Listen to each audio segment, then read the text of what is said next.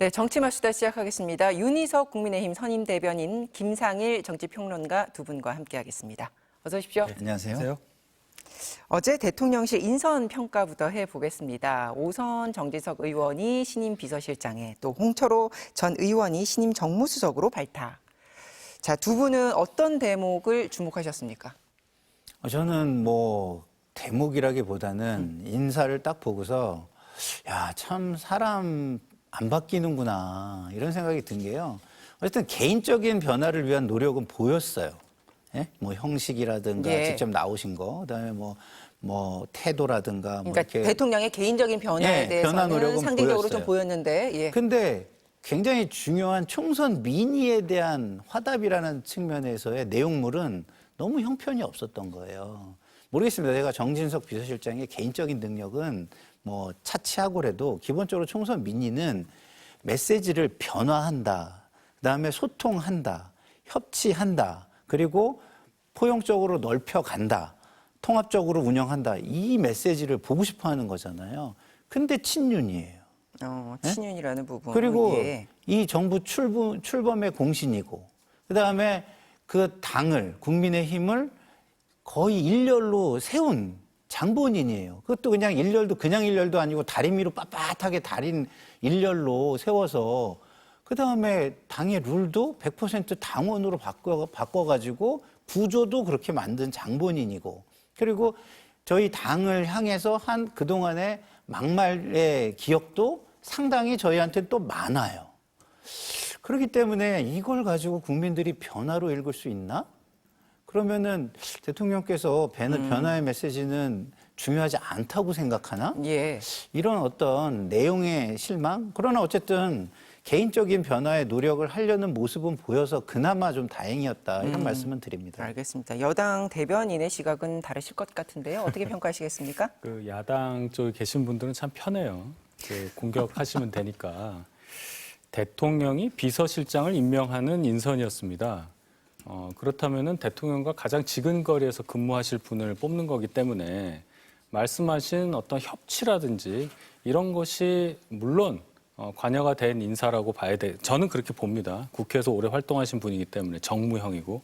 그런데도 이렇게 박하게 평가를 하시면은 그럼 대통령이 누굴 데리고 일을 해야 되느냐? 그럼 야당 인사를 데리고 비서실장으로 써야 되느냐? 이런 지금 물음에 대한 답이라고 저는 생각하거든요. 그럴 예. 수는 없는 겁니다. 그렇죠? 예를 들어서 민주당에서 대통령을 하고 있는데 저희 쪽 사람을 그럼 비서실장으로 해서 협치의 의지를 보여달라. 이런 거랑 똑같거든요. 그러니까 야와 여의 문제가 아니라 그냥 인물 자체가 갖는 어떤 상징성을 말씀하신 것 같은데. 정진석 신임 비서실장이 국회에서 오선하시면서 제가 판단할 때는 지금 현 야당과의 관계가 대단히 저는 원만했다고 생각합니다. 그래서 국회 부의장까지 역임을 하고 계신 것이고 그런 차원에서 볼 때 저는 적절한 인사라고 봐요. 그리고 그 예. 이전에 두 번의 비서실장 분들은 다 관료형이었음에도 불구하고 이번에는 역시나 정무형으로 인선을 했다는 것에 큰 의미가 있다고 보고 또 정무수석을 보세요. 여당이 야당을 상대하는 대통령실 입장에서 야당을 상대하는 분은 정무수석이 될 텐데 홍철호 전 의원 아닙니까? 절대로 친윤이라고 볼 수 없는 분이에요. 방금 친윤이기 때문에 정진석 비서실장에 대해서 비토를 하셨는데 그 부분은 평가를 해주셔야죠. 저는 정무수석에 대해서는 다른 방송을 제가 출연하는 걸 안 보셔서 그런 것 같은데 평가를 했어요. 친윤의 색채를 좀 빼기 위해서 한 거는 평가를 한다. 그러나 정무수석이 지금처럼 이런 엄중한 시기에 예. 자기주도적 적극성과 정치적 상상력이 상당히 필요할 텐데 그 부분은 좀 지켜봐야 되겠다. 왜냐면은 국회의원을 두 번 하시면서 그런 두각을 나타내신 기억은 별로 없기 때문에 예. 그냥 저는 그렇게 얘기를 했는데 알겠습니다. 이런 겁니다. 제가 첫 번째는 우리 대변인께서 야당이 참 편하다 이렇게 말씀하신 거에 제가 좀 개인적으로 섭섭합니다. 저는 야당인 우리 당에서 상당한 비판을 많이 받으면서 이 평론을 하고 있는 사람이라는 점에서 이거는 그냥 야당의 시각이 아니라 제가 최대한 중도층 시각을 고려해서 그리고 또 나름의 애정을 담아서 한 거였는데 뭐 개인적으로는 좀 섭섭하다는 말씀을 알겠습니다. 드리고요. 두 번째는 예. 타당 사람도 갖다 쓸 수 있어요. 예. 저 오랫동안 뭐 의원이나 이런 정치인들 보좌를 해봤지만요. 그 밑에 들어가잖아요. 함부로 못 합니다. 거기에서 알겠습니다. 어떻게 함부로 합니까? 예. 그래서 쓰는 사람이 어떻게 쓰느냐에 따라서 얼마든지 약간 다른 사람들도 쓸 수 있는 거예요. 그리고 비서실장이란 자리가 국민의 세금으로 만들어진 공직입니다. 그러니까 국민을 위해서 얼마나 잘할 수 있냐. 그리고 내가 데려다 얼마나 잘 쓸 수 있냐. 이 정도만 생각해도 되는 거라고 저는 봅니다. 알겠습니다. 야당의 공식 논평도 아까 평론가님이 말씀하신 것처럼 총선 민심을 거스르는 인사다 이것입니다. 그래서 한 손으로는 악수하면서 다른 한 손으로는 뺨 때리는 격이다라는 그런 표현까지도 나왔는데 한편으로는 이제 대통령에게 이제 쓴소리 할 수 있는 인물이다 이런 평가도 일부 나오고는 있습니다. 검찰이 아닌 정치인이 기용된 것, 이 부분만큼은 또 그래도 뭐 기대해 볼 부분이 아니냐, 이 시각에 대해서는 어떻게 생각하세요? 네, 그 부분은 저도 이제 기대를 하고 있는데 그건 아직 안 봤고 윤 정부 출범 이후에 이 분이 보여준 과거에는 뭐 그럴듯한 어떤 예. 이력들이 있어요. 근데 윤 정부 출범 이후에 보여준 모습은 거의 일심동체처럼 움직이면서 출범 공신이잖아요, 이 정부에. 일심동체처럼 하면서 굉장히 뭐랄까 편향적인 모습을 보여준 게 저는 사실이라고 보거든요. 그리고 당에서 쓴소리 하는 사람들을 몰아내는데 또 앞장선 것도 또 사실이라고 보거든요. 예. 그래서 기대는 하지만 왜냐하면 이제 뭐 민심을 요번에 그 전선에서 맛보셨고 했기 때문에 기대는 하지만 예. 보기 전까지는 그래도 그 레코드를 무시할 수는 없겠다. 저는 이렇게 말씀을 드리는 거죠. 앞으로 이제 평가가 달라질 수도 있으니 유보하겠다. 뭐 이 정도로 네. 정리를 하고요. 예, 그러면 어제 대통령이 소개를 하면서도 소통이라는 단어를 굉장히 강조를 했고, 그리고 본인이 의원도 민의를 정확하게 전달하는데 최선을 다하겠다 이런 얘기를 했는데, 그러면 앞으로 어떤 달라지는 변화를 우리는 기대할 수 있을까요? 대통령께서요. 대통령께서죠, 결국에는. 어제 두 번에 걸쳐서 언론의 모습을 드러내셨잖아요. 예. 일단 먼저 말씀하신 것도 있지만 언론과의 소통은 확실히 강화될 걸로 보입니다. 그것 자체로 그동안 많은 그 비난을 받았잖아요. 왜 언론과 접촉을 안 하느냐. 그래서 국민들께서 궁금해하시는 부분이 해소가 안 된다. 뭐 이런 게 많았는데 적어도 그 부분에서만큼은 이제 공격을 받을 일이 없을 걸로 저는 분명한 변화가 있을 걸로 보고, 특히나 비서실장 인선은 뭐 대통령이 나와서 할 수도 있는데 바로 오후에 또 정무수석 인사할 때도 나오셨잖아요. 아마 그런 정도면은 신임 비서실장이 정무수석 관련한 인선을 발표를 할 텐데 대통령께서 직접 나와서 정무수석 인선을 발표를 하신 거를 보면 언론과 접촉을 강화하겠다는 그런 움직임을 시사하는 그런 움직임이었다고 저는 평가하고 싶습니다. 대통령의 갑작스러운 이런 바뀐 모습에 보는 사람들이 반갑기도 하면서 한편으로는 좀 당황스럽기도 하고 굉장히 너무 급격한 변화다 이렇게 평가가 나오고 있는데, 그 급격한 변화의 배경은 저희가 어떻게 해석을 하면 될까요? 대통령께서 총선을 거치시면서 여러 가지 생각을 하셨다고 봅니다. 뭐 보도도 많이 보셨잖아요. 민심이 어떤지 알았다. 그다음에 어떤 식으로 국민과 소통하는 것이 나은 것이냐. 예를 들어서 민생 토론 그것이 국민들께 그렇게 피부에 와닿는 행보는 아니었다는 것을 자인을 하셨습니다. 그렇다면 결국 언론에 직접 나와서 기자분들과 소통하는 것이 가장 직접적인 국민과의 소통 방법이라고 다시 한번 생각하신 거로 저는 믿고, 그 결과로 어제 그렇게 된 거니까 그 당황스러움은 좋은 당황스러움으로 연결된다고 저는 생각합니다. 네, 많은 분들이 그렇게 기대를 하겠죠. 네. 예.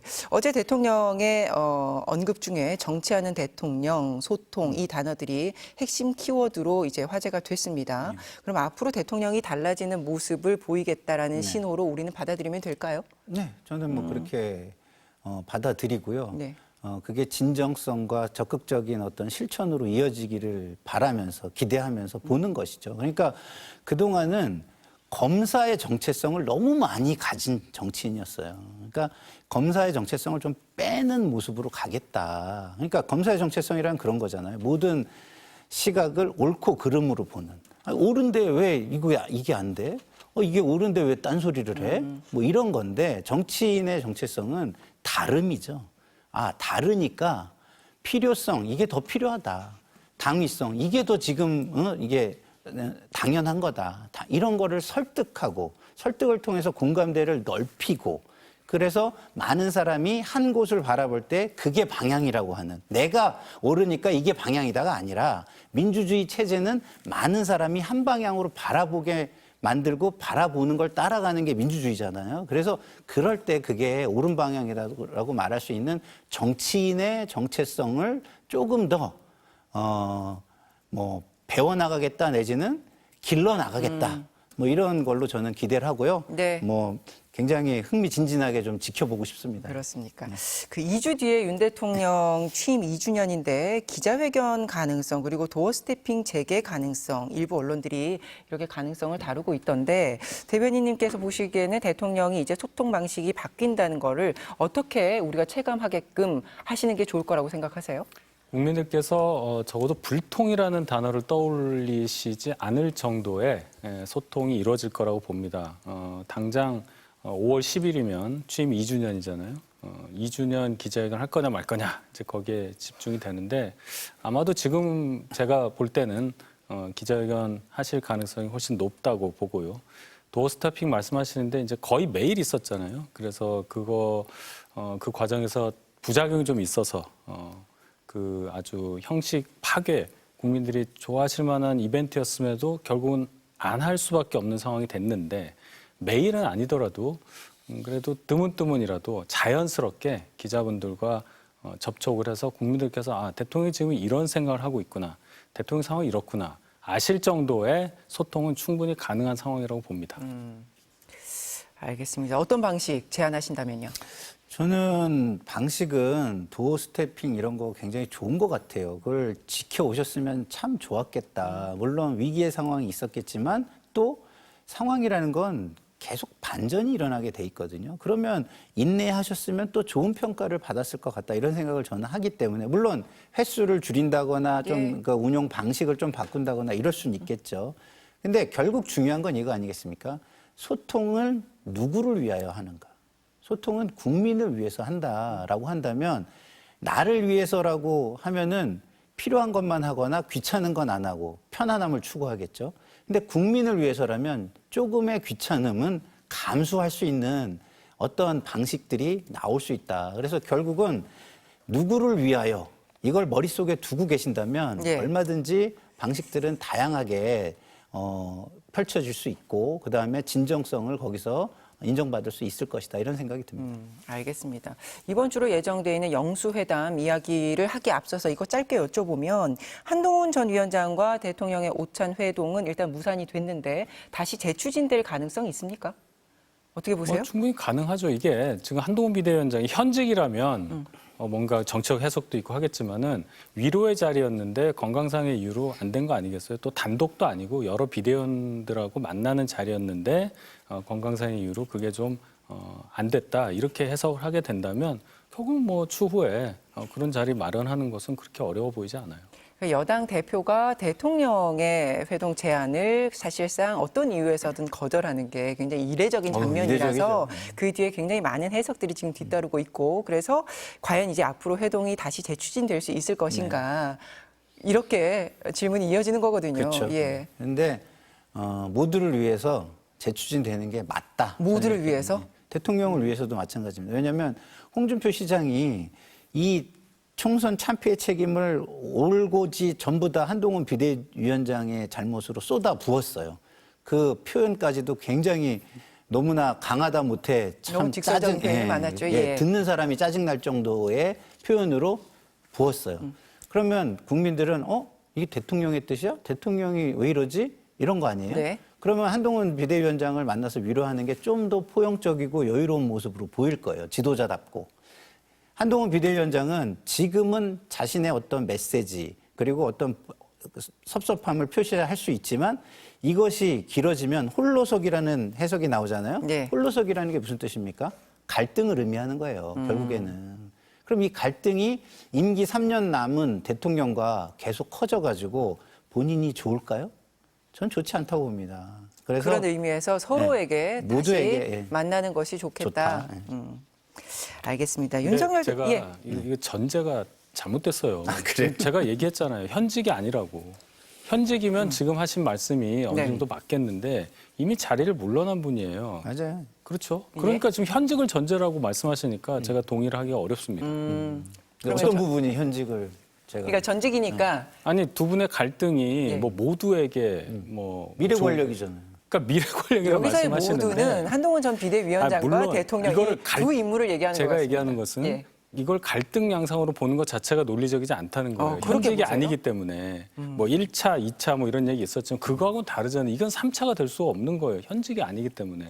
그렇죠? 현직은 아니지만 잠재하고 있는 엄연히 모두가 인식하고 있는 어떤 차세대 권력 아닙니까? 그럼 제가 역으로 얘기를 할게요. 한동훈 전 비대위원장이 앞으로 정치를 함에 있어서 이제 대선을 볼 텐데 현직 대통령과 반목하는 여당의 구성원이 미래가 있겠습니까? 그렇죠. 그런 차원을 생각해 봐야 되는 거예요. 그래서 갈등이라고 보기 어렵다. 이렇게 저는 해석하고 싶은 거예요. 예. 그래서 제가 좀 제 설명이 부족했던 부분을 인정하고 다시 얘기하면 예. 이걸 갈등이라고 제가 본 것은 아니고 이것이 갈등이 될 수 있으니 뭐 이렇게 좀 정정을 하겠습니다. 네, 알겠습니다. 알겠습니다. 그 윤석열 대통령과 이재명 대표의 회담 준비 실무 회동이 어제 대통령실 인선으로 취소됐다가 오늘 재개한다 이렇게 알려졌는데 실무협의회에서부터 기싸움이 굉장히 치열하지 않을까 싶습니다. 워낙 안건이 너무 많지 않습니까? 그래서 내일이나 모레 당장 가능할까? 이게 어느 정도까지 조율이 될까 의문인데 어떻게 보세요? 근데 저는 이제 실무적으로 물론 이제 양쪽에 뭐 정무수석이든 비서실장이든 만나서 어떤 무슨 말씀을 해야 되고 일정은 어떻게 조율하는 건 당연한 수순이라고 보는데 뭐 기싸움을 한다든지 그거는 안 맞다고 봐요. 이게 무슨 뭐 바이든 시진핑 회담도 아니지 않습니까? 뭐 상대국의 정상끼리 만나는 그래서 사전에 뭔가를 막 긴밀하게 조율하고 그런 것도 아니고 그런데 너무 오랫동안 여러 가지 이유로 못 만났지 않습니까? 아니 그러니까. 야당 예. 대표와 대통령이 만나는 거기 때문에 예. 여기에서 어떤 의제를 협의하는 것 자체가 이게 격이 맞지 않아요. 일단 그렇습니다. 그거는 어느 대통령 시절이든 저는 똑같이 생각을 합니다. 두 분이 만나서 국정 운영 관련해서 허심탄회하게 논의를 한다. 이 차원으로 생각하면 되지 이 얘기는 하고 이 얘기는 하지 말고 이거는 서로 거래 관계 있을 때 하는 거예요. 그러면 지금 실무 협의를 한다는 거는 의제에 대한 협의는 빼고 이제 아니죠. 형식적인 뺀다는 협의를 얘기가 한다? 예. 아니라 너무 많아서 야 이건 하지 맙시다. 이거는 넣읍시다. 그런 얘기가 아니라는 거예요. 저는 사전에 이런 얘기 할 테니까 아 그렇습니까? 이 정도 되는 거지. 이것도 넣고 저것도 넣고 10개가 있는데 뭐 다 설마 받아주세요. 뭐 이런 건 그렇게까지 아니라는 하겠습니까? 거예요. 그래서 의제 관련한 얘기 또는 사전에 이 조율하는 과정에서 뭐 기싸움이 있다든지 뭐 기싸움이 있을 수가 없다. 이 구도 저는 자체가. 그거는 여기 안 맞는다고 봐요. 그리고 그 그러면 단어는. 빨리 실무적인 부분에 대해서는 빨리 진행되니까 이번 주 내일이나 모레나 충분히 가능하다. 이제 이렇게 보세요. 그렇죠. 금방 만날 수 있는 사안이잖아요. 뭐 그렇게 의제 관련해서 논의할 게 있겠습니까?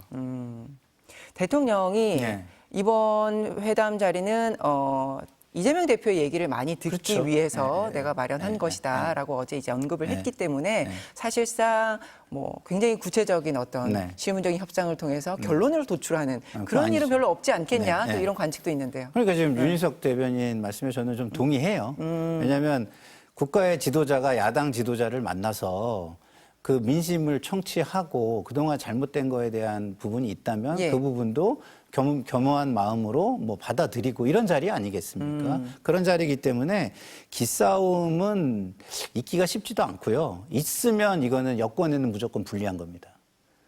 왜냐하면 어떤 의제든 듣고 그걸 좀 통 크게 논의하고 예. 좁혀볼 수 있는 노력을 하면 되는 거예요. 그래서 좁혀볼 수 있는 노력을 하는 것 자체가 민주주의인 겁니다. 예. 그러면 그 노력을 보여주면 국민들은 아 대통령이 바뀌었구나. 근데 노력을 다 하고 난 다음에 마지막 라스트 리조트로 일방통행을 하면 모르겠는데 이게 라스트 리조트가 최후의 수단이 항상 맨 앞에 나오면 너무 편리하게 가는 거잖아요. 이런 게 일방통행 독단이라고 하는 거거든요. 그래서 예. 대통령은 일방통행이나 독단적인 모습, 결정 이런 거는 항상 최후의 수단으로 가져간다. 그리고 국민들이 어쩔 수 없이 저 수단뿐이 없겠네라고 인정받을 때 써야 되는 것이다. 저는 이렇게 생각해요. 알겠습니다. 대통령과 제1야당 대표의 첫 회담이기 때문에 과연 어떤 의제가 테이블에 오를지 제일 관심이 모이고 있는 대목입니다. 관련 발언을 들어보시겠습니다. 민주당이 주장하는 전 국민 25만 원 지원금에 대해서만큼은 일제히 우려를 표하고 있습니다. 심지어 민주노총마저도 사실상 초유의 고물가 시대에 그 후과를 고려치 않는 포퓰리즘 정책이라고 질책할 정도입니다. 소상공인과 자영업자 지원, 장바구니 물가 대책 등 시급하면서도 국민의 피부에 와닿는 현안에 집중한다면 첫 영수회담의 의미가 더욱 살아나게 될 것입니다. 윤석열 대통령이 최상병 특검법을 지체 없이 받아들이는 것이 변화의 시작입니다. 만약에 대통령과 여당이 최상병 특검법의 국회 통과에 협조하지 않는다면 이번 총선의 민의를 정면으로 거스르는 거고 나아가서 더 큰 국민적 심판에 직면하게 될 겁니다. 이건 경고하는 겁니다. 대통령을 위해서. 들어보면 민주당의 민생지원금 그리고 최상병 특검법 이 두 가지는 테이블에 오를 수밖에 없다 이렇게 보이는데 어떠세요? 글쎄요, 이 민생 재난지원금이라고 표현을 하는데 그 부분은 이제 논의할 게 좀 많이 있겠죠. 민생이 어려워서 정부 차원에서 지원을 한다는 대의에는 동의할 수도 있겠지만 예. 방식이 전 국민을 상대로 하는 거냐, 현금 지급이 맞는 거냐, 25만 원이 맞는 거냐 이런 얘기는 충분히 대통령께서 하실 수 있는 얘기라고 봐요. 왜냐하면 지금 뭐 국가 채무, 부채가 아니고 채무입니다. 빚만 해도 지금 1,100조 원이 넘고 이자만 29조예요, 한 해에. 거기에 지금 한 절반 정도 해당하는 13조 원을 그럼 주겠다는 얘기인데 국가 재정 얘기를 해야 됩니다. 그거는 국가 지도자라면 분명히 그 수치를 알고 있을 거고 이재명 대표도 모르는 수치나 통계를 많이 알고 계실 겁니다. 대통령께서는 정보를 갖고 계시단 말이에요. 충분히 설득이 가능하고 방법에 대해서도 논의가 있을 수 있으니까 그 부분은 이제 두 분이 만나서 해결할 수 있는 부분이고. 네, 민생지원금은 그렇고 예, 최상병 특검 관련해서 과연 그 얘기를 두 분이 첫 만남 자리에서 이재명 대표가 꺼낼 수 있을까? 저는 글쎄요, 그거는 좀 불투명하다고 봐요. 일단 처음 만나는 자리에서 뭐 여러 얘기 있잖아요. 뭐 개헌 얘기도 한다, 뭐 김건희 여사 특검법까지 뭐 얘기한다 이렇게 민주당 일가에서 얘기를 하지만 최상병 특검법 관련해서 지금 수사가 진행되고 일부는 재판도 진행되고 있고 또 공수처에서 수사를 할 수 있는 방법도 있는데 갑자기 총선 끝나자마자 그거를 특검으로 해결하자고 하는 것이 과연 첫 만남에서 제1야당 대표가 대통령께 할 수 있는 그런 의제가 될 수 있을까? 그 부분은 민주당에서 잘 고민하시기 바랍니다. 그러니까 이재명 대표의 고민은 민의를 정확하게 전달하는 자리여야 된다. 지금 이런 부담이 있을 것 아닙니까? 그러면 어느 선까지 어떤 의제를 다뤄야 된다고 보십니까? 저는 기본적으로 최상병 특검 이런 거는 이번 총선을 통해서 민의가 어느 정도 확인이 됐고 총선을 관통했던 이슈 중에 하나라고 저는 봐요. 예. 그러니까 대통령께서 정책의 방향이 옳았다라고 말씀하시는 게 저는 일부 동의는 되지만 그런 것들이 다 옳지 않게 보였던 이유가 뭐냐. 이태원 참사에 대한 태도. 그다음에 최상병 수사에 대한 태도 이런 것들이거든요. 이런 것들이 국민들이 볼 때 다른 정책의 진정성까지도 의심하게 만드는 왜냐하면 자기를 보호하려는 모습으로 비춰지거든요. 그러면 그런 것들이 국민에게는 굉장히 저는 안 좋게 보인다 이런 생각이 들기 때문에 최상병 특검이나 일부 이번 총선을 관통하는 이슈였던 것은 낮은 자세로 받아주는 게 정치다. 원론적인 이야기를 하자면 얼마든지 지금 대변인님께서 하신 말씀대로 하실 수 있어요. 예. 그건 원론적인 얘기고요. 대통령은 야당을 향해서 정치를 하셔야 되고 국민을 향해서도 정치를 하셔야 돼요. 그래서 마음을 위로를 해줘야 정책도 추진할 수 있는 겁니다. 마음이 얼어있는 사람한테 아무리 좋은 소리 해봐야 들리겠습니까?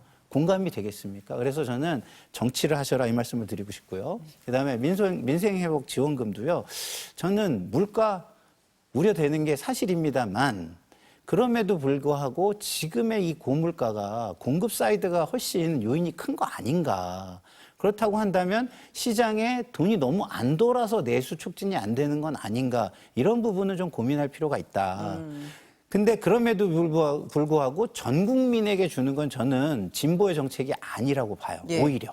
오히려 보수는 이거를 얼씨구나 하고 좋아해야 돼요. 왜냐하면 똑같이 나눠가지는 거니까 경쟁력에서 누구를 도와주는 게 하나도 없잖아요. 그럼 진보의 정책이 아니죠. 그렇기 때문에 저는 대통령 입장에서는 오히려 아이고 감사합니다. 아유 뭐 제가 쓰겠습니다. 쓰라고 하시니 이렇게 해도 저는 저는 전혀 문제가 안 된다고 보는데 문제는 그런 겁니다. 자, 문재인 정부에서도 전 국민 안 했어요. 그죠? 4분위까지 했어요. 그러면 정권이 바뀌었어요.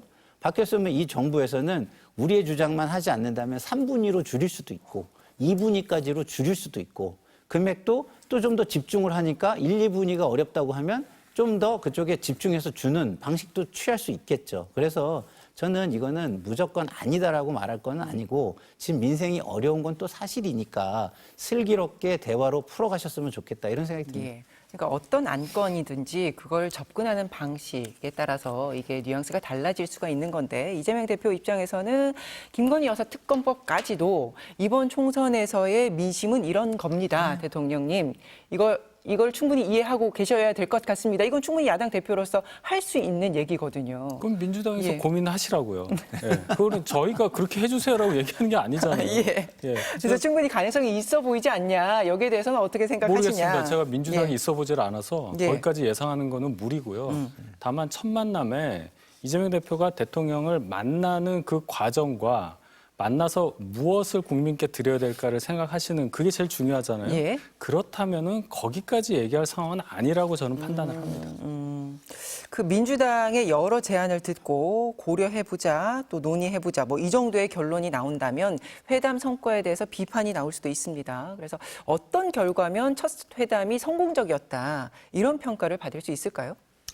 글쎄요, 이재명 대표 입장에서는 최대한 지금 국민의 민심을 전달하고 그다음에 최대한 거기에서 방향이 전환되는 것을 얻어내면 성공했다고 볼 수 있겠죠. 그리고 심지어는 어떤 수권 능력이 있는 지도자의 이미지도 갖출 수 있을 거라고 봅니다.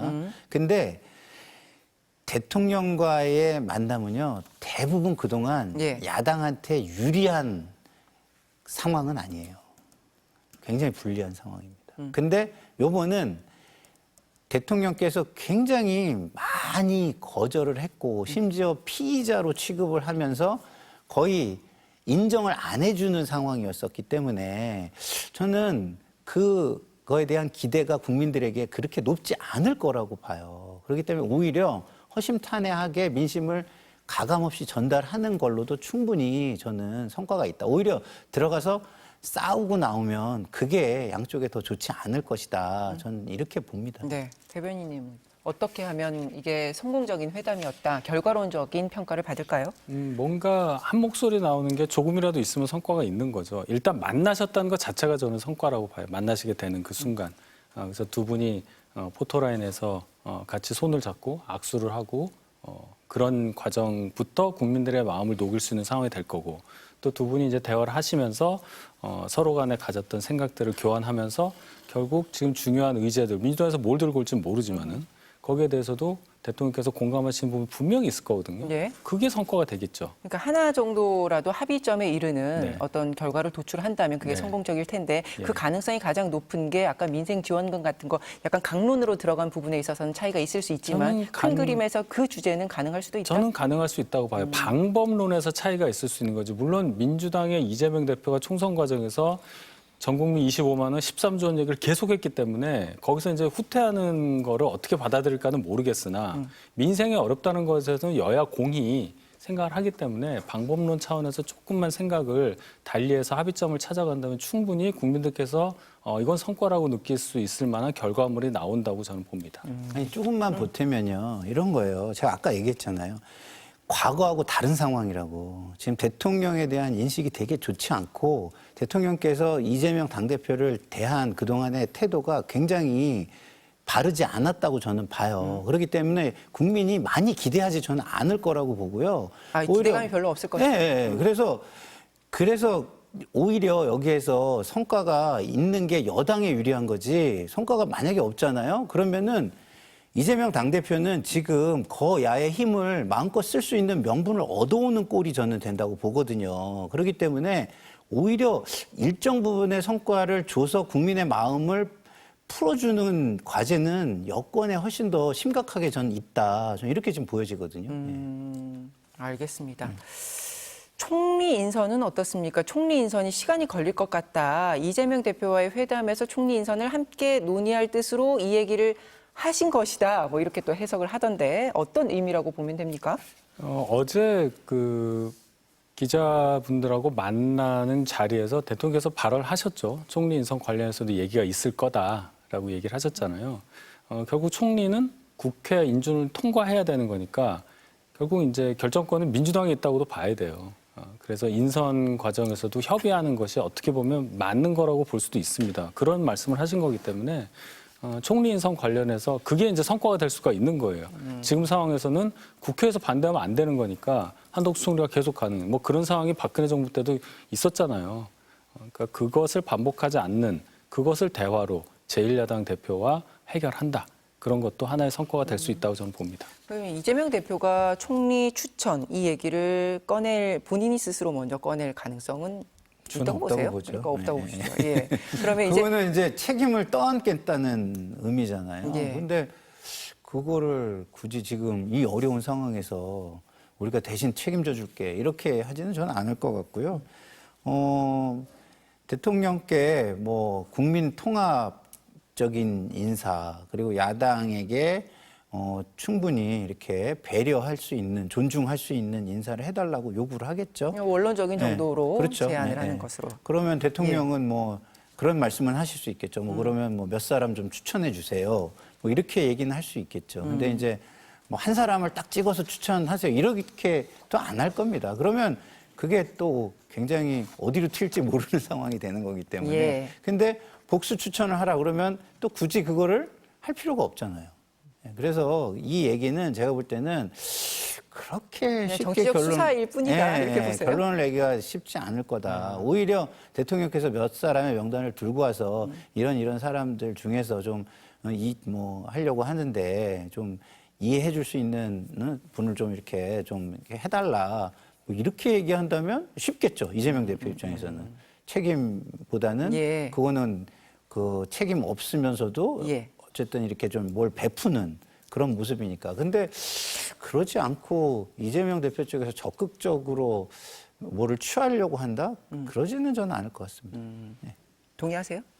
글쎄요. 그건 뭐 이재명 대표께서 그래도 그 얘기를 했다는 것 자체가 이재명 대표 입장에서는 나쁘지 않을 거예요. 대통령이 제1야당 대표에게 총리 인선 관련해서 협의를 하고 뭔가 논의를 한다는 것 자체가 뭐 그 전 상황 제가 얘기해서 좀 그렇지만은 많이 바뀐 거잖아요. 이재명 대표 입장에서도 나를 인정해 준다고 분명히 느낄 것이고 물론 책임을 떠안다는 차원으로 생각하면은 별로 개입하고 싶지 않다고도 이해는 하지만 그래도 어느 정도 얘기를 하시는 과정에서는 어느 정도 이재명 대표가 생각하는 인선 기준이라든지 인준투표 관련한 어떤 생각이 드러날 거라고 저는 봐요. 알겠습니다. 내일이나 모레 영수회담에서 어떤 성과가 나올지 그리고 이게 일회성에 그치지 않고 정례화할지 앞으로 또 지켜볼 대목입니다. 국민의힘 이야기를 해보죠. 국민의힘은 비대위원장 인선 작업에 지금 주력을 하고 있는데요. 오늘 오전에 중진들 의견들 듣는 자리가 있었잖아요. 네. 거기서 주로 나온 목소리는 뭐였습니까? 그러니까 이제 비대위원장을 빨리 임명을 해서 예. 그 다음에 새 지도 체제를 만들어서 당을 정상화하자. 이게 이제 결론인데 그럼 비대위원장을 누가 하느냐? 예.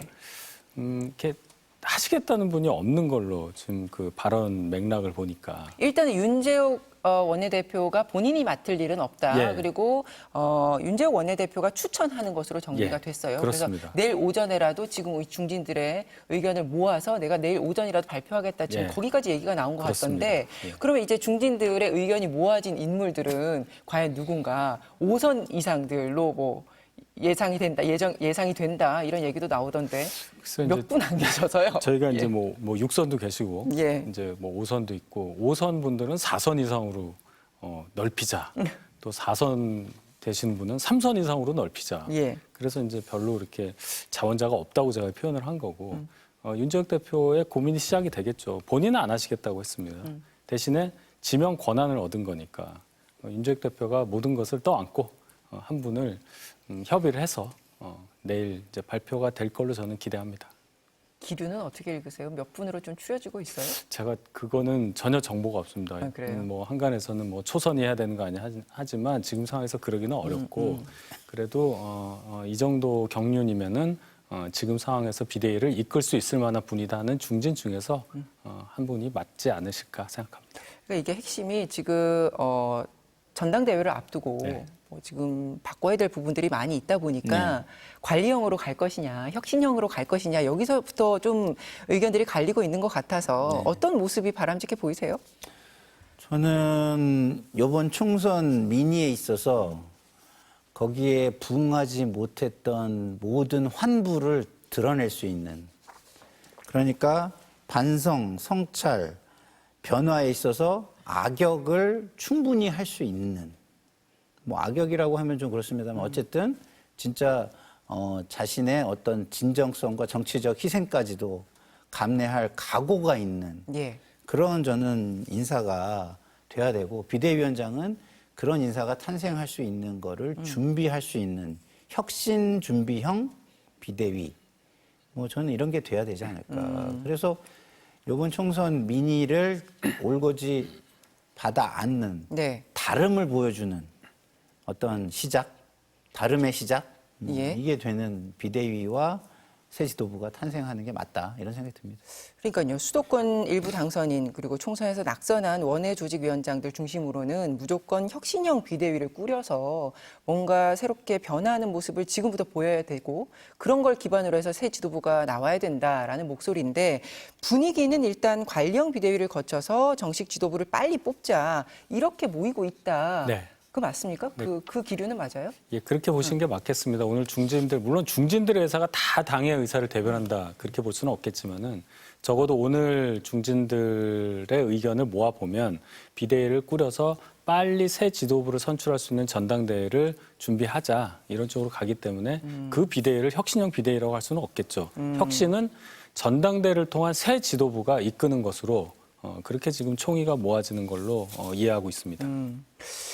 그 원외 조직위원장 160명이 오늘 혁신형 비대위 전환하고 이 전당대회 룰도 당원 50, 국민 여론조사 50으로 바꿀 것을 강력하게 요구했다. 이런 보도가 나오던데 전당대회 규칙이 바뀔 것인지 이 부분도 관심이잖아요. 그건 이제 비대위가 출범을 한 이후에 거기서 뭐 논의가 돼야 되겠죠. 지난번 저희가 작년 3월에 있었던 전당대회는 당원 100%로 바꿨습니다. 예. 그 전에 이제 룰은 3대 7이었어요. 예. 그러니까 민심이 30. 30이 들어갔는데 그 부분을 수정을 했던 건데 뭐 상황에 따라서 룰은 바뀌는 거니까 비대위가 설치가 되고 그때 이제 여러 의견을 받아들여서 그것은 뭐 바뀌든지 아니면 존속을 시킬 건지 지켜봐야 되겠습니다. 그 전당대회 룰이 바뀌면서 당과 대통령실과의 관계가 다 잘못되기 시작했고 그게 이번 총선이 실패하는데 시작점이었다. 김웅 의원이 이제 그런 네. 표현도 했는데 그렇게 그 시작점에 정진석 비서실장이 있는 거죠. 그렇죠. 그러니까 정진석 비서실장 임명이 과연 맞는 것인지 이거에 대해서 비판적인 목소리를 내면서 이제 그런 얘기들이 나왔단 말이에요. 그래서 이게 굉장히 온도차가 이 당내 안에서 아직까지도 정리가 잘 안 되고 있구나 이렇게 밖에서는 보여요. 네. 그렇죠. 네. 근데요, 정치는요, 국민을 믿고 해야 돼요. 역선택만 배제하는 선에서 민심을 믿고 넓히는 게 맞다. 예. 민심을 믿지 못하는 정치인은 자기만 믿는 거고 자기 욕심이 가득한 사람이다. 저는 이렇게 봅니다. 알겠습니다. 제가 이거 여쭤봐도 또 대변인님이 별로 대답을 안 하실 것 같긴 한데 아니, 뭐, 이제 다음 달 3일에 새 원내대표 선출하기로 했고 그리고 결국에는 당권 주자는 누가 될 것인가 이게 가장 관심사인데 어떻게 뭐 당내 안에서 이제 주된 목소리라고까지는 아니지만 주로 거론되는 일단 당권을 맡으실 만한 분들을 보면 선수가 좀 되신 분들 예. 그런 분들이 하실 텐데 일단 안철수 의원은 안 하겠다고 본인이 말씀하셨어요. 말했죠. 예. 그리고 저희 당, 뭐 민주당도 비슷하겠지만은 대선에 출마하기 위해서는 그 대선 선거 1년 6개월 전에 선출직 당직에서 물러나야 됩니다. 그럼 이번에 선출될 예정인 당 대표는 1년 정도밖에는 당 대표를 못 하고 다시 선거를 해야 돼요. 대선에 나갈 분들이. 예. 그런 차원에서 보면은 그럼 대선을 안 나갈 분들만 그럼 하는 거냐 뭐 이렇게 이제 될 텐데 여러 가지로 봤을 때 일단 안철수 의원은 안 한다고 하셨고 예. 뭐 대선 생각이 확실한 겁니다. 이렇게 보고 나경원 의원 얘기가 많이 나오는 걸로 저는 듣고 있습니다. 수도권의 어떤 대표 주자고 예, 예. 이번에 어려움을 뚫고 5선에 성공을 했기 때문에 그러한 어떤 수도권에서의 민심을 반영한 그런 정치인이다. 그런 총의가 있는 걸로 알고 있고 다른 분들도 당연히 이제 당권 생각이 있는 분들이 있겠죠. 뭐 권성동 의원도 있고 여러 분이 예. 있는데 제가 그 이상은 아는 게 없어서 봐야 되겠습니다. 원내대표는요? 원내대표도 뭐 이철규 의원부터 시작해서 뭐 사선에 어떤 분들 많이 얘기가 나옵니다. 예. 그런데 그거는 이제 의원 투표잖아요. 예. 그러니까 그거는 저희 108명의 생각을 제가 다 알 수가 없어서 그 결과는 항상 예측이 안 됩니다. 원내대표는. 예. 그 정도로 보시면 되겠습니다. 알겠습니다. 민주당은 국회의장과 원내대표 선거를 앞두고 있는데 국회의장은 추미애, 조정식, 정성호, 우원식 굉장히 지금 거론되고 있는 후보군이 커졌습니다. 네. 그리고 의장 출마 의사를 밝힌 인사들이 하나같이 기계적인 중립을 지향하겠다 네. 이런 의지를 보이고 있지 않습니까? 네. 그래서 민주당에서는 뭐 일각에서는 협치는 없다 뭐 이런 말들까지도 나오고 있는데 네. 이런 기류는 어떻게 읽어야 됩니까? 일단은 대통령의 변화가 확인되지 않았기 때문에 위협, 그 뭐라고 해야 되죠? 이게 뭔가 이렇게 위기감 내지는 예. 위협감을 전혀 느끼고 있지 않다. 뭐 이런 생각이고요. 만약에 대통령과 여당이 변하는 모습을 보인다면 이런 얘기하면은 바로 역풍이에요. 제가 볼 때는. 왜냐하면 이번 총선 민의가 뭡니까? 심판할 사람들이 많은데 굉장히 고민이 되지만 하나씩 해결해 나가겠다. 이게 총선 민의 아니겠습니까? 근데 지금 대통령과 여권이 해결이 안 된 상태라고 생각하기 때문에 저희한테 그 칼이 안 오고 있는 거라고 보는 게 맞거든요. 그렇다고 한다면 이런 이야기는 지금은 선거를 앞두고 그냥 대외용이다. 그리고 강성 지지층이 너무 강하게 어떤 대표를 압박한다거나 이런 상황을 막기 위한 그냥 용이다. 근데 그분 중에도 그러지 않은 분은 한 분 보여요. 예, 그러지 아는 한 분 빼고는 대부분은 대외용이다. 저는 이렇게 생각합니다. 누굽니까? 아니 뭐 그 얘기를 안 해도 저는 뭐 누구라고 다 아실 거라고 생각하고요. 네, 어떻게 보고 계세요? 네. 그래서 국회의장 나오실 분들이 이제 세게 얘기하는 게 대외용이다. 제가 인정합니다. 왜냐 국회의장 뽑는 과정이 후보를 뽑잖아요. 다수당에서 그 과정도 의원 투표잖아요. 네. 그러면 그 의원들의 민심을 얻으려면 지금 민주당 의원 구성을 한번 보십시오. 완전 친명일색인데 거기서 벗어나는 얘기를 하기가 어려우니까 점점 더 강경한 발언을 할 수밖에 없고 지금은 그러나 의장이 된 다음에는 당연히 바뀔 수밖에 없다. 그것이 지금까지의 의장을 당적 이탈시키고 중립을 지켜달라는 국민적 요구에 그 맞는 과정 아니었겠습니까? 그래서 지금은 그냥 선거전을 하고 있다. 의장이 되기 위한 저는 그렇게 봅니다. 그러면 그 후보들이 내놓는 메시지는 차치하고 지금 어떤 덕목의 국회의장이 필요한 것인가 그 부분을 얘기를 해보면 원론적인 얘기 뭐 다 있겠습니다만 지금 형국에서는 어떤 인물이 나와야 된다고 보십니까? 당연히 갈등을 조정할 수 있는 정치력이 뛰어나신 분. 그래서 그런 걸 할 수 있는 의원들에게 신뢰감을 줄 수 있는 인품. 이런 분이 나와야 저는 맞다고 보고요. 그리고 본인이 이 입법부의 수장으로서 역사에 남을 만한 업적을 남길 욕심이 있는 분. 예. 뭐 이런 분이 나와야겠죠. 그렇다고 한다면 예. 제가 볼 때는 일방적인 어떤 한쪽의 편향적인 국회 운영 이런 걸 해서는 역사에 남기는 남겠지만 안 예. 좋게 남겠죠. 지금 3파전이라고 합니다. 추미애, 정성호, 조정식. 가장 뭐 유력하지 않냐. 그리고 본인들의 의사를 가장 강력하게 지금 내비치고 있으니까요. 그럼 그 기준에는 누가 가장 맞는 거예요?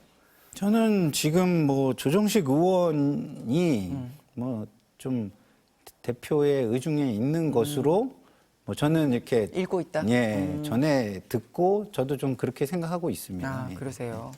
대변인님은요? 제가 볼 때 추미애 의원이 국회의장이 될 경우를 상정을 한다면 예. 이재명 대표에게 굉장히 부담이 될 거예요. 어떤 대목이요? 예를 들어서 비서실장을 정진석 비서실장 임명했다고 해서 지금 공격하신 거와 비슷한 논리입니다. 추미애 의원 당선자가 과거에 어떠한 행보를 보였느냐. 국가설 1위 윤석열 대통령과 국가설 2위인 국회의장이 과거에 법무부 장관과 검찰총장으로서 대립했던 그 역사가 다시 소환이 될 것이고요. 추미애 의장이라고 한다면 아마 본인이 엄청나게 국회의장으로서 할 수 있는 모든 일을 할 거예요. 정파색을 띠고 그렇게 될 경우에 전국은 점점 더 경색이 될 것이고 이재명 대표 또는 민주당 구성원들이 원하는 방향의 국회 운영이 안 될 거라고 저는 봅니다. 오히려? 예. 그렇기 때문에 말씀하셨듯이 이재명 대표의 의중이라고 한다면 추미애 전 의원은 아닐 걸로 판단을 하고 세 분 중에 고른다고 한다면 예. 그래도 5선이긴 하지만 선수가 하나 부족하긴 정성호 하지만 정성호 의원이 가장 합리적인 분이 아닐까 이런 생각을 해봅니다. 알겠습니다. 잠시 후에 추미애 당선인이 출연을 하시니까 제가 직접 한번 여쭤보도록 하겠습니다. 이재명 그런 얘기는 미리 해주셔야 돼요. 나가면서 굉장히 곤란할 수 있습니다. 빠른 속도로 나가시고요. 이재명 대표 당대표 연임설에 지금 힘이 실리고 있습니다. 다들 그렇게 보는데 두 분도 뭐 크게 이견이 없으세요? 어떠세요? 저는 지난번 패배 후 나오는 거는 강하게 비판한 사람이지만요. 승리한 장수인데 이거를 연임을 반대할 이유는 전 전혀 없다고 봅니다. 그러니까 사실 대권을 생각했을 때 굳이 지금 이렇게 총선의 압승까지 결과표를 받았는데 다시 한번 피로도를 쌓을 필요가 있냐 또 이런 시각도 있던데요. 그건 이제 본인이 잘 판단을 하겠죠. 네, 네. 아니, 다 물론 그렇겠죠. 네, 예. 왜냐하면 그럴 수 있다고 저는 생각은 해요. 생각은 하지만 본인은 또 다르게 다른 사안들이 존재하니까 예. 그 신뢰할 만한 사람들이 그렇게 구축이 돼 있다면 그런 선택을 하실 것이고 뭐 충분히 신뢰할 만한 사람이 없다고 생각하시면 또 예. 다른 선택을 하실 수 있겠다 이런 생각이 듭니다.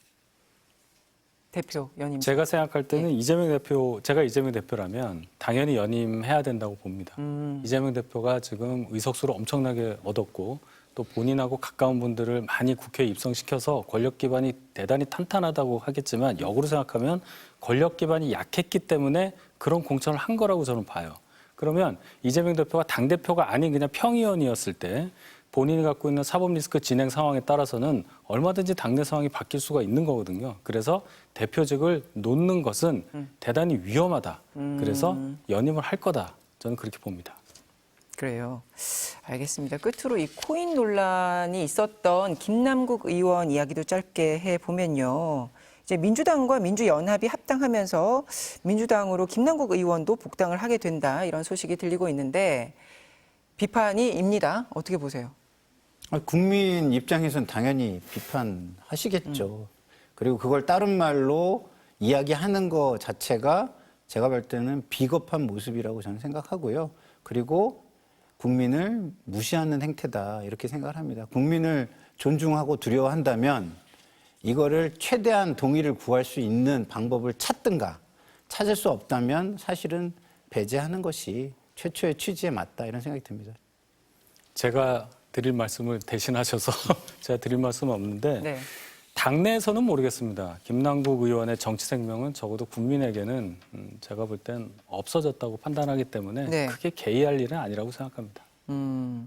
그 원구성도 짧게 얘기를 해보면 지금 민주당에서는 결국에는 지난 21대 때 법적 처리가 원활하지 못했던 이유 그래서 상임위원장 이야기 얘기가 계속 나오고 있고 상당 부분 이번에 민주당이 가져가서 좀 힘있게 추진할 필요가 있다. 지금 이런 시각이지 않습니까? 예, 어떻게 보세요? 그 상임위원장을 다 민주당이 독식한 시절을 2년 지내봤잖아요. 그랬을 때 나온 결과가 뭐였습니까? 결국 민주당은 대선에서 졌고 국회에서는 되는 일이 아무것도 없었습니다. 그것을 반복할 이유가 저는 없다고 생각해요. 물론 상임위원장 자리가 법안 통과나 본회의에 올라가는 과정에 있어서 굉장히 중요한 자리라는 건 알고 있지만 원내 절대감을 가지고 있는 당이 그렇게까지 한다는 것이 국민에게는 대단히 협량이다 이렇게 보일 것이고 그것이 175석을 몰아준 민심은 아니라고 저는 판단합니다. 제가 한동훈 비대위원장이 그 지난 총선 공천 시기에 예. 상대적인 우위를 점했을 때 한 말이 있습니다. 전투에 이기고 있으나 전쟁에 질 것이다 이런 말씀을 드렸잖아요. 이 자리에서도 제가 한 기억이 나는데 그 법사위원장을 갖는 것이 전투에는 이기는 거일 수 있지만 그것이 전쟁에 질 수 있는 큰 위험 요소가 될 수 있다. 국민들은 이렇게 생각하는데요. 예. 그럼에도 불구하고 이런 부분에 대해 신뢰가 생기려면은요 대통령께서 좀 변하는 모습을 보여줘야 한다 이런 생각은 듭니다. 만약에 대통령께서 변하는 모습을 보여주는데 이걸 다 가져간다 그러면 국민들 입장에서는 저기 뭐지? 이렇게 생각하시겠죠. 근데 대통령이 전혀 변하지 않았어요. 예. 그럼 국민들은 윤 대통령 심판이 아직 끝나지 않았다라고 생각하는 거 아니에요? 그러면은 그 상황에서는 이 법사위원장을 가져와서 윤 정권을 더 심판하라 이렇게 이해해 주실 수도 있죠. 예. 그러니까 역풍이 불지 지지가 오히려 더해질지는 대통령에게 달렸다는 달려있다고? 건데 22대 원구성이 얼마 남지 않았기 때문에 네. 그 사이에 대통령의 변화를 우리는 어떻게 확인할 수 있을까요? 그러니까 뭐로 확인할 수 답답한 거죠. 있습니까? 예. 이번 인사에도 좀 확인을 할 수 있어야 되는데 정진석 비서실장 일단 이미지상으로 보면 예. 전혀 안 변했다는 거잖아요. 개인적인 인품은 아직 능력은 확인을 못했기 때문에 제가 뭐라고 드릴 말씀이 없습니다만 윤 정부 출범 이후에 보여준 모습은요.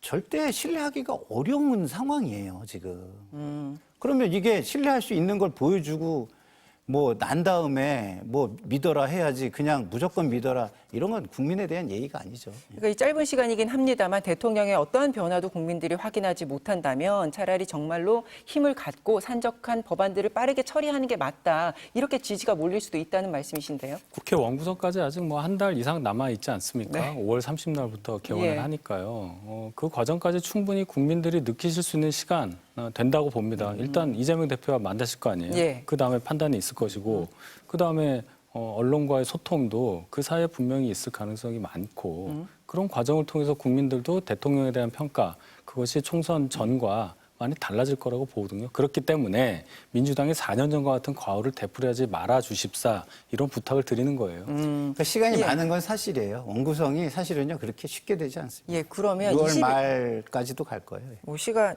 그 시간이 사실은 길다면 길고 짧다면 짧은데 21대 안에 민주당은 최상병 특검법도 그리고 뭐 양곡법도 그리고 처리해야 될 것들 빨리 처리하겠다, 약속 지키겠다라는 입장 아닙니까? 그러면 그 시간 안에 대통령이 또다시 거부권을 행사하냐 안 하냐 이것 자체도 하나의 시험대가 될 수도 있을 것 같은데요. 거기까지 가면은 굉장히 어려워지죠. 21대 국회가 5월 29일까지예요. 네. 이제 한 달 조금 남았는데 그 사이에 본회의에서 안건 처리해서 그럼 뭐 대통령이 그것을 받아서 그걸 법률안으로 공포하고 이 시간까지 하면 진짜 며칠 안 남았거든요. 그걸 과연 민주당이 할 수 있을까요? 아마 그런 생각은 없다고 봅니다. 22대 국회 때 다시 하겠다는 생각은 있을지 몰라도 지금 총선 끝나고 나서 정치공세 계속 하는 과정에서 나오는 발언이라고 대외용 발언이라고 생각해요. 현실적으로 불가능하지 않겠어요? 근데 최상병 특검법 정도는 예. 통과시켜주면 대통령에 대한 신뢰가 많이 올라갈 거예요. 예. 알겠습니다. 지켜보도록 하죠. 정치마스다 오늘은 여기까지 하겠습니다. 고맙습니다. 감사합니다.